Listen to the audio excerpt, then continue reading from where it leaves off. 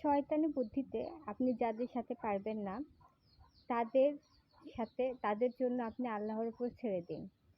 চেষ্টা করবেন না তাদেরকে সেই পথে ফিরিয়ে আনার, কারণ আল্লাহর বিচার অনেকটা ভয়াবহ, যা ভয়ঙ্কর, যা কল্পনার বাহিরে।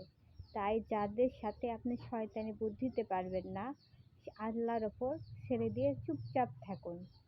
দেখবেন আল্লাহ স্বয়ং নিজের ইচ্ছায় বিচারটা করে দিয়েছে, আর এতটা ভয়াবহ বিচার করে দিয়েছে যার জন্য তারা এবং আশেপাশে যারা থাকবে তারাও ভয়ানকভাবে কেঁপে উঠবে, যে জীবনটা আসলে যতটা ভাবে ততটা না, আল্লাহর বিচার অনেক কঠিন আর ধীরে ধীরেই তা সম্ভব।